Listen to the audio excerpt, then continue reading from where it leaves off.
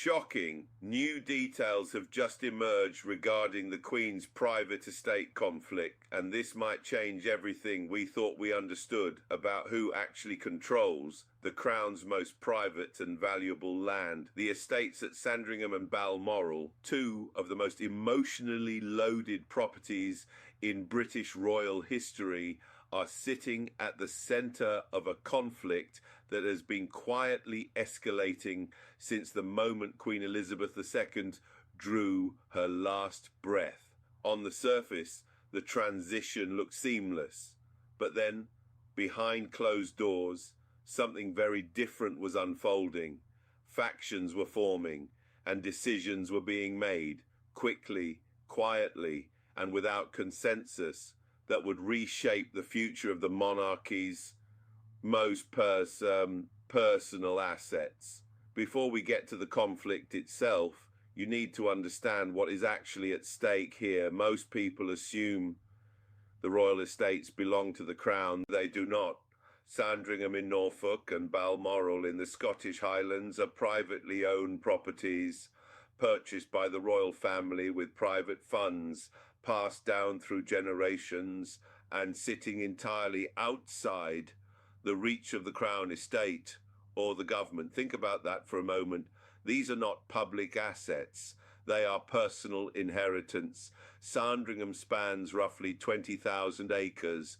Balmoral covers approximately 50,000 acres of Scottish Highland terrain. Together, their combined estimated value runs into the hundreds of millions of pounds. But the value is not purely financial. These estates are where the royal family retreats from the world, where decisions are made away from cameras, where the real conversations happen. Balmoral is where the Queen spent her final days. Sandringham is where the family gathers every Christmas, or used to. They are not just properties, they are the physical embodiment of royal private power. And right now I can tell you that power is being contested in ways that would have been unthinkable during the Queen's reign. Here is something that was never properly explained to the public, and I believe it was deliberately kept quiet. When Queen Elizabeth died in September 2022, Sandringham and Balmoral did not pass automatically through any formal legal mechanism visible to the public. They passed privately, directly to King Charles III. No public announcement, no parliamentary process, no transparency whatsoever. Now, on the surface, that sounds entirely reasonable. Private property passes to the next of kin. But then, sources close to the family began signalling something quietly extraordinary. The Queen, in her final years, had reportedly expressed private wishes about how those estates should be managed, accessed, and eventually passed on. Wishes that did not align neatly with what Charles had in mind. I have spoken to people who were close to the Queen's household in her final years, and what they describe is a woman who was acutely aware that the estates represented something beyond property. They represented continuity, family access, a physical anchor for a family that was already fracturing. But Charles, it is understood, had a different vision entirely, a leaner vision, a more controlled vision, and that is precisely where the trouble began. What nobody talks about, and what I find absolutely remarkable, is just how expensive these estates are to maintain. Sandringham alone costs millions of pounds annually to run. Staff wages, land maintenance, agricultural operations, security infrastructure. It adds up with extraordinary speed. Balmoral is no different. The Scottish estate operates partially as a commercial venture, tourism, farming and game shooting generating revenue, but those income streams do not come close to covering the full cost of maintaining the estate at royal standard. So who pays? This is where it gets genuinely interesting. Charles inherited not just the estates, but the financial burden that comes with them. But then sources indicate there have been serious internal discussions about restructuring how the estates are funded, reducing staff, closing sections of the properties, potentially commercializing parts of the land in ways the Queen would never have sanctioned. I have been told by individuals familiar with the palace's private financial planning that these conversations have caused significant friction, not just among family members, but among senior courtiers who have devoted their careers to maintaining these estates exactly as they were. The money is not just a practical problem, it is a political one. Now, this is where the story becomes something that no official palace spokesperson will ever confirm publicly. Two names sit at the very heart of this estate conflict: Prince Harry and Prince Andrew. Both men have complicated, to put it diplomatically, relationships with the properties they once called home. Andrew has been living at Royal Lodge on the Windsor estate, but sources say the pressure being applied to him to vacate and downsize has direct parallels with what is being quietly debated about his access to Sandringham. Harry, meanwhile, is a different kind of problem entirely. When he and Meghan stepped back from royal duties, their access to royal properties became, according to insiders, a source of genuine legal and logistical tension. But then something shifted. I understand that in the months following the Queen's death, the question of whether Harry retained any informal right to use the private estates became a surprisingly heated internal discussion, not a legal battle, not yet, but a deeply personal one, because these estates carry memories, childhood memories, and stripping someone of access to those places is not just a property decision, it is a statement, a very deliberate statement about belonging. Here is something I have learned after decades of investigating the British establishment: the royals rarely act alone. Behind every significant decision inside the palace, there are advisors, courtiers, individuals whose names never appear in the press, but whose influence is felt in every major institutional move the royal family makes. And in this estate conflict, I can tell you, the courtiers are not neutral. Several senior members of the royal household have positioned themselves firmly on the side of consolidation, reducing the footprint of the estates, centralizing control, and using the financial argument as cover for what is, I believe, a broader power restructuring. But then there are others, long-serving staff and advisors who serve the Queen directly, who are pushing back quietly and persistently against what they see as a dismantling of her legacy. These are not people who hold press conferences. They whisper into the right ears. They brief the right journalists.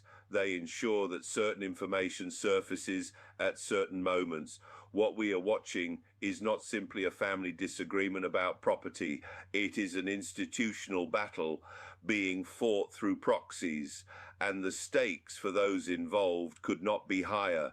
Let me tell you something about Prince William that the carefully managed media image consistently obscures. William is not waiting. He is not patiently standing behind his father, deferring to Charles's vision for the monarchy and the estates. Sources who have spoken to me, people with genuine proximity to the Prince of Wales's inner circle, describe a man who is actively, and in some cases aggressively, shaping decisions that technically belong to his father's reign.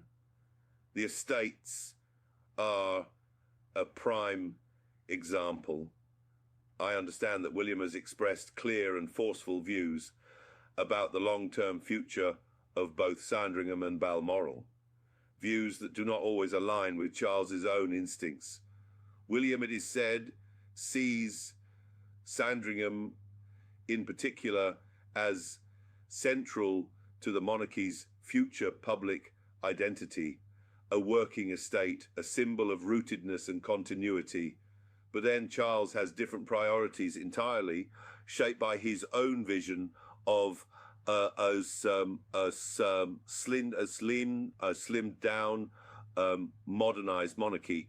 Two visions, two agendas, one throne, and the tension between father and son over these private properties is, I am told, more pointed than anyone in the palace's communications operation would ever allow to become public. This is a power dynamic in motion, and it is accelerating. I want to share something now that I believe has been entirely overlooked in the mainstream coverage of this story. The Queen was not passive about her estates in her final years, and I mean the very final years when her health was visibly declining. She was, according to people who were present, remarkably precise about her wishes for Sandringham and Balmoral. She wanted them preserved, not commercialised, not restructured, not used as bargaining chips in internal family disputes. She viewed them as sanctuaries, not just for the institution, but for the family itself, for the grandchildren, for the generations that would come after her. But then, here is what I find deeply troubling. Those wishes appear to have carried no binding weight whatsoever, because they were never formalized. They were conversations, private expressions of intent.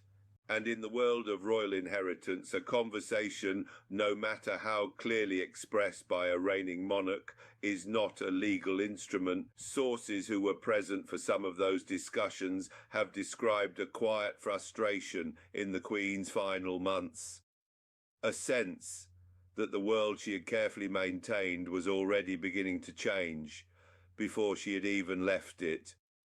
Now, I am going to tell you about a moment that, as far as I am aware, has not been reported anywhere else.